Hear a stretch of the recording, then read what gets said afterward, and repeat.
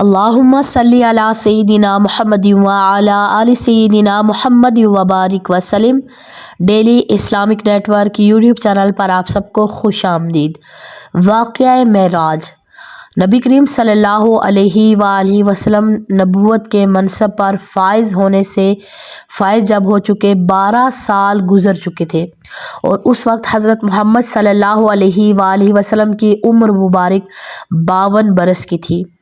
حرم کعبہ میں آپ علیہ السلام آرام فرما رہے تھے کہ یکایک جبریل علیہ السلام فرشتے نے آ کر آپ صلی اللہ علیہ وآلہ وسلم کو جگایا اور نیم بیدار حالت میں اٹھا کر آپ صلی اللہ علیہ وآلہ وسلم کو زمزم کے پاس لے گئے، سینہ چاک کیا، زمزم کے پانی سے اس کو دھویا، پھر اسے حلم اور بردباری اور دانائی اور ایمان و یقین سے بھر دیا۔ اس کے بعد آپ علیہ السلام کی سواری کے لیے ایک جانور پیش کیا گیا جس کا رنگ سفید اور قد خچر سے کچھ چھوٹا تھا۔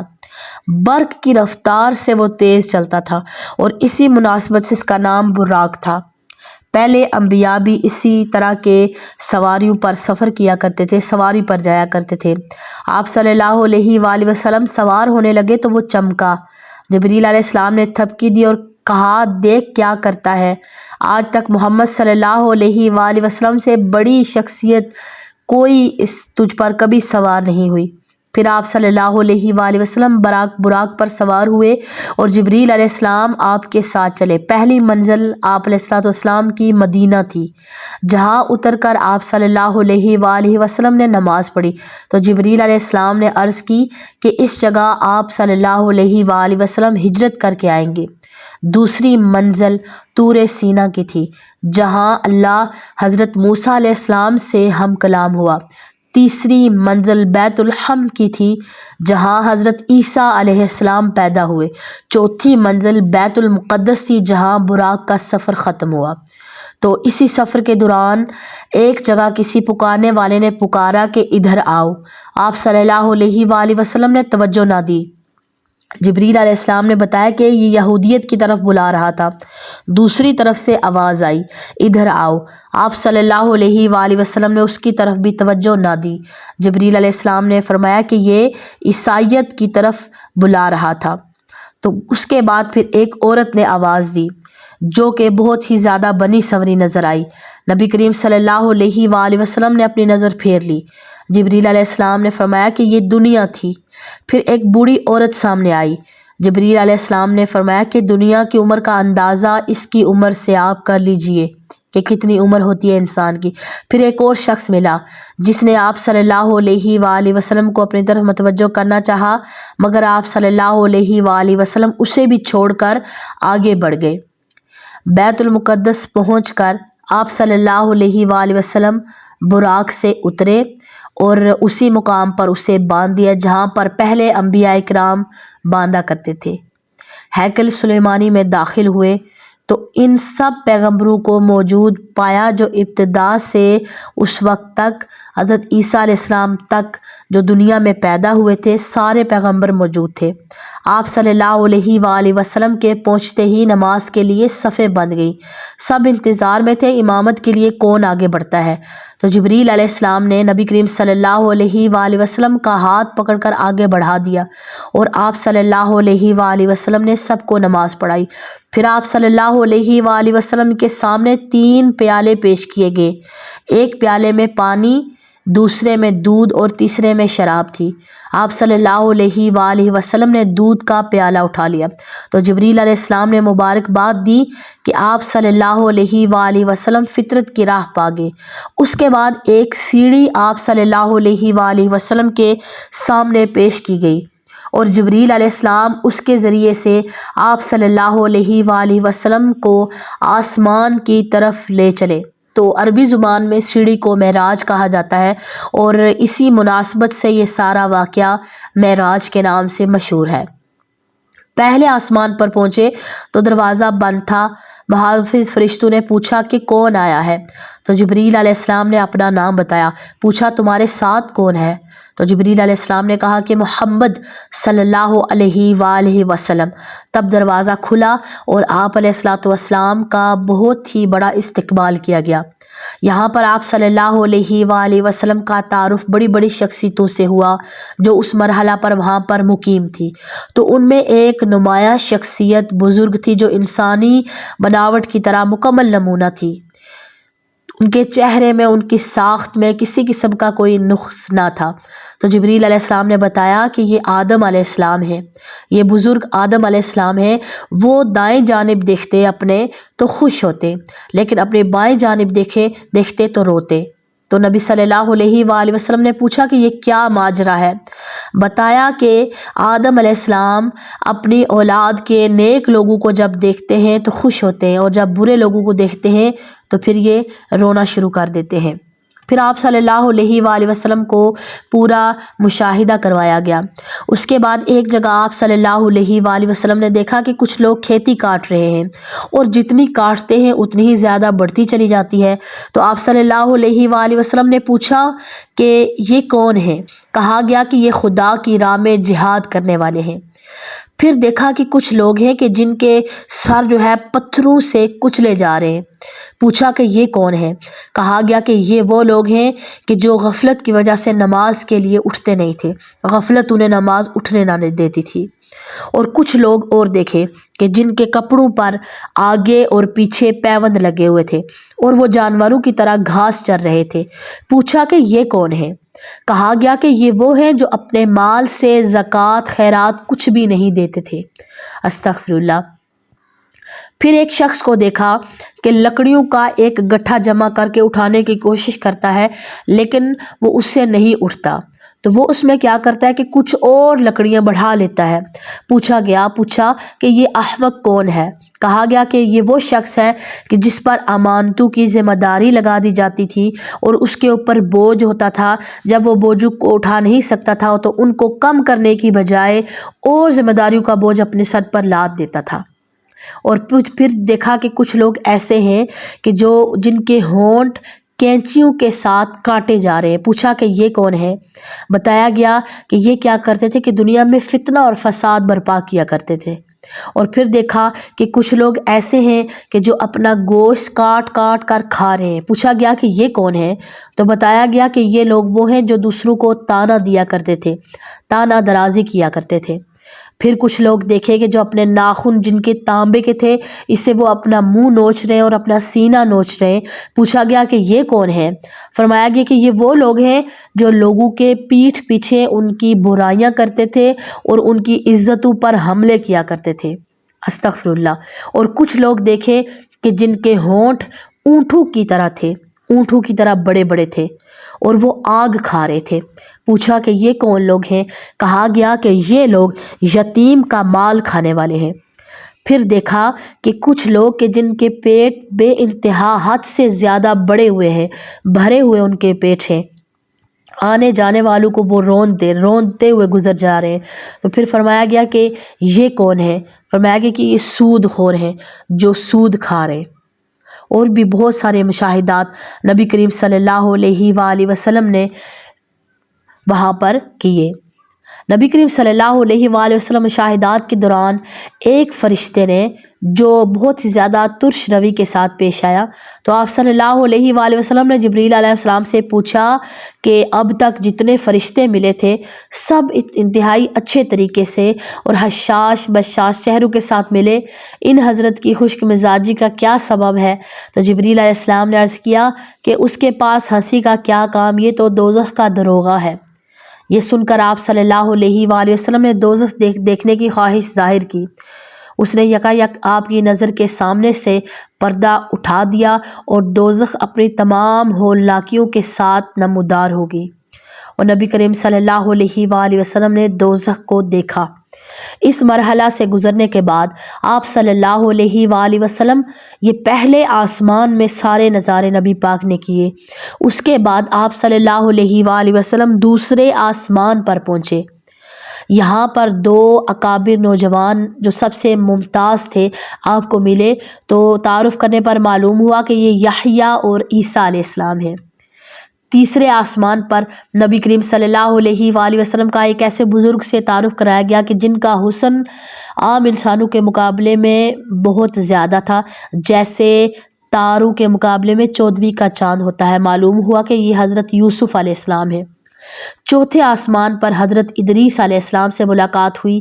پانچویں آسمان پر حضرت ہارون علیہ السلام سے ملاقات ہوئی۔ چھٹے آسمان پر حضرت موسیٰ علیہ السلام سے ملاقات ہوئی۔ ساتویں آسمان پر پہنچے تو ایک عظیم الشان محل بیت المعمور دیکھا، جہاں بے شمار فرشتے آتے اور جاتے ہیں۔ ان کے پاس آپ صلی اللہ علیہ وآلہ وسلم، اس کے پاس آپ کی ملاقات ایک ایسے بزرگ سے ہوئی جو آپ صلی اللہ علیہ وآلہ وسلم کے ساتھ بہت مشابہ تھے۔ تو تعارف کرنے پر معلوم ہوا کہ حضرت ابراہیم علیہ السلام ہیں۔ نبی پاک صلی اللہ علیہ وآلہ وسلم کے دادا حضرت ابراہیم علیہ السلام۔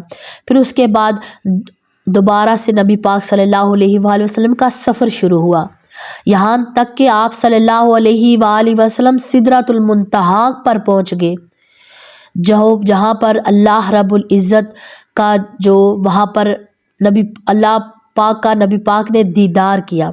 وہاں پر نبی پاک صلی اللہ علیہ وآلہ وسلم نے اسی مقام کے قریب جنت کا مشاہدہ کیا۔ پھر آپ صلی اللہ علیہ وآلہ وسلم نے دیکھا کہ اللہ نے اپنے نیک بندوں کے لیے وہ کچھ مہیا کر رکھا ہے جو کبھی کسی آنکھ نے دیکھا بھی نہیں، نہ کسی کان نے سنا، اور نہ ہی کبھی کسی ذہن نے اس کا تصور تک کسی کے ذہن سے نہیں گزرا۔ ایسا اللہ نے اپنے نیک بندوں کے لیے ایسی جگہ تیار کر رکھی ہے، ایسی جنت تیار کر کے رکھی ہے کہ کبھی کسی کے ذہن میں اس کا تصور بھی نہیں آیا۔ تو سدرۃ المنتہا پر جب پہنچے تو جبریل علیہ السلام ٹھہر گئے اور آپ صلی اللہ علیہ وآلہ وسلم تنہا آگے بڑھے۔ ایک بلند ہموار سطح پر پہنچے تو بارگاہ جلال سامنے تھی۔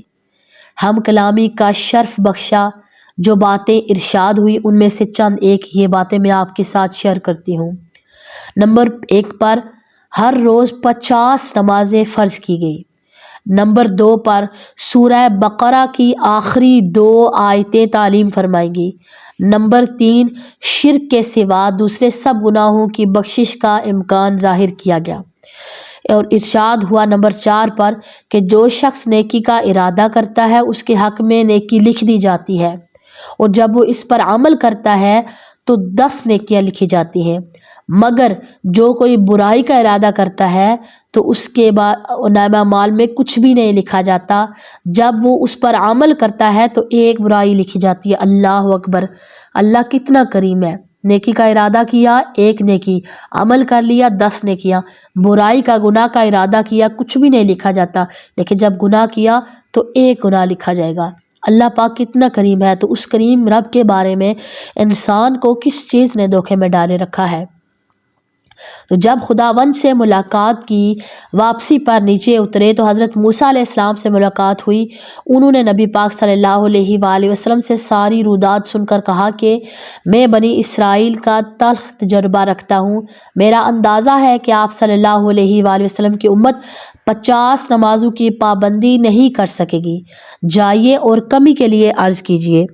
آپ صلی اللہ علیہ وآلہ وسلم گئے اور اللہ تعالیٰ نے 10 نمازیں کم کر دی۔ پلٹے تو حضرت موسیٰ علیہ السلام نے پھر وہی بات کی۔ ان کے کہنے پر آپ صلی اللہ علیہ وآلہ وسلم بار بار اوپر جاتے رہے اور ہر بار 10 نمازیں کم کی جاتی رہیں۔ آخر 5 نمازوں کی فرضیت کا حکم ہوا اور فرمایا گیا کہ یہی 50 کے برابر ہے۔ اللہ اکبر! کہ نبی پاک کی امت میں سے جو دن میں 5 نمازیں اچھے طریقے سے وضو کر کے ادا کرے گا تو اسے 50 نمازوں کے برابر اس کو ثواب دیا جائے گا۔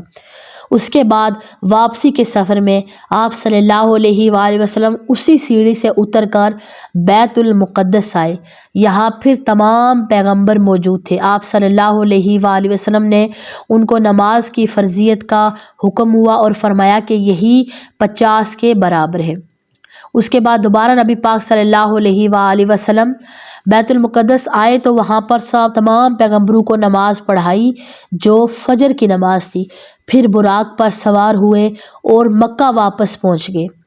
تو جب دوسرے دن صبح سویرے سب سے پہلے آپ علیہ الصلوۃ والسلام نے اپنی چچا زاد بہن ام ہانی کو یہ ساری رودات سنائی، پھر باہر جانے کا قصد کیا تو انہوں نے آپ صلی اللہ علیہ وآلہ وسلم کی چادر پکڑ لی اور ام ہانی رضی اللہ تعالی عنہا نے فرمایا کہ خدا کے لیے یہ قصہ لوگوں کو نہ سنائیے گا، ورنہ ان کو آپ علیہ الصلوۃ والسلام کا مذاق اڑانے کا ایک اور شوشہ ہاتھ آ جائے گا۔ مگر آپ صلی اللہ علیہ وآلہ وسلم یہ کہتے ہوئے باہر نکل گئے کہ میں ضرور بیان کروں گا۔ حرم کعبہ میں پہنچے تو ابو جہل سے آمنا سامنا ہوا۔ اس نے کہا کوئی تازہ خبر؟ فرمایا ہاں۔ پوچھا کیا؟ فرمایا کہ میں آج کی رات بیت المقدس گیا تھا۔ کہا کہ بیت المقدس راتوں رات بھی ہو آئے ہو اور صبح یہاں موجود؟ فرمایا ہاں۔ کہا قوم کو جمع کروں، سب کے سامنے یہی بات کہو گے؟ فرمایا بے شک۔ ابو جہل نے آوازیں دے دے کر سب کو جمع کر لیا اور کہا کہ اب کہو۔ آپ صلی اللہ علیہ وآلہ وسلم نے سب کے سامنے پورا قصہ بیان کر دیا۔ لوگوں نے مذاق اڑانا شروع کر دیا۔ 2 مہینہ کا سفر ایک رات میں، یہ ناممکن ہے، محال ہے۔ پہلے تو شک تھا، اب یقین ہو گیا ہے کہ نبی پاک صلی اللہ علیہ وآلہ وسلم کے بارے میں غلط الفاظ انہوں نے استعمال کیے۔ پھر اسی طرح جلدی جلدی یہ خبر بالکل پھیل گئی پورے مکہ میں۔ بہت سارے مسلمان جو نئے مسلمان ہوئے تھے تو اس بات کو سن کر اسلام سے پھر گئے، لیکن لوگ اس امید پر حضرت ابو بکر صدیق رضی اللہ تعالیٰ عنہ کے پاس پہنچے کہ یہ محمد صلی اللہ علیہ وآلہ وسلم کے دوست ہیں، تو ان کو جب ہم یہ قصہ بیان کریں گے تو یہ پھر جائیں گے۔ انہوں نے یہ قصہ سن کر حضرت ابو بکر صدیق نے فرمایا کہ اگر واقعی محمد صلی اللہ علیہ وآلہ وسلم نے یہ واقعہ بیان کیا ہے تو یہ ضرور سچ ہوگا، اس میں تعجب کی کیا بات ہے؟ میں تو روز سنتا ہوں ان کے پاس آسمان سے پیغام آتے ہیں اور میں اس کی تصدیق کرتا ہوں۔ پھر جب حضرت ابو بکر صدیق حرم کعبہ میں آئے تو رسول اللہ صلی اللہ علیہ وآلہ وسلم وہاں پر موجود تھے اور جو ہنسی اڑانے والا مجمع تھا وہ بھی وہاں پر موجود تھا۔ پوچھا کیا واقعی آپ صلی اللہ علیہ وآلہ وسلم نے ایسا فرمایا ہے؟ جواب دیا کہ ہاں۔ کہا بیت المقدس میرا دیکھا ہوا ہے، آپ وہاں کا نقشہ بیان کریں۔ آپ نے فوراً نقشہ بیان کرنا شروع کر دیا اور ایک ایک چیز اس طرح بیان کی گویا بیت المقدس سامنے موجود ہے اور دیکھ کر اس کی حقیقت آپ بتا رہے۔ تو حضرت ابو بکر صدیق نے اس تدبیر کے ساتھ جھٹلانے والوں کے ایک شدید ضرب لگائی۔ وہاں کثرت سے ایسے لوگ موجود تھے جو تجارت کے سلسلہ میں بیت المقدس جاتے رہتے تھے، وہ سب دلوں میں قائل ہو گئے کہ نقشہ بالکل صحیح ہے۔ اب لوگ آپ صلی اللہ علیہ وآلہ وسلم کی بیان کی جو اس کا مزید ثبوت مانگنے لگے۔ فرمایا جاتے ہوئے میں فلاں مقام پر فلاں قافلہ پر سے گزرا جس کے ساتھ یہ سامان تھا۔ قافلہ والوں کے اونٹ براق سے بھڑکے اس کی آواز سے ایک اونٹ فلاں وادی کی طرف بھاگ نکلا ہے، میں نے قافلہ والوں کو اس کا پتہ دیا ہے۔ واپسی میں فلاں وادی میں فلاں قبیلہ کا قافلہ مجھے ملا، سب لوگ سو رہے تھے، میں نے ان کے برتن سے پانی پیا اور اس بات کی علامت چھوڑ دی کہ اس سے پانی پیا گیا ہے۔ ایسے ہی کچھ اور واقعے بھی آپ صلی اللہ علیہ وآلہ وسلم نے آنے والے قافلوں میں آپ کو بتائے اور ان کی پھر تصدیق بھی ہو گئی اور اس طرح ان لوگوں کی زبانیں بھی بند ہو گئی، مگر دل ان کے یہی سوچتے رہے کہ یہ کیسے ہو گیا۔ لیکن جو ایمان والے تھے انہوں نے نبی کریم صلی اللہ علیہ وآلہ وسلم کی زبان سے جو کچھ ادا ہوا اس پر ایمان لائے، اس پر یقین کیا اور نبی کریم صلی اللہ علیہ وآلہ وسلم سے پورا واقعہ معراج سنا اور اللہ تعالیٰ سے جو باتیں ہوئیں وہ ساری انہوں نے سنی اور اس پر ایمان لائے۔ مجھے امید ہے کہ آج کی ویڈیو آپ کو سمجھ میں آ گئی ہوگی۔ السلام علیکم ورحمۃ اللہ وبرکاتہ۔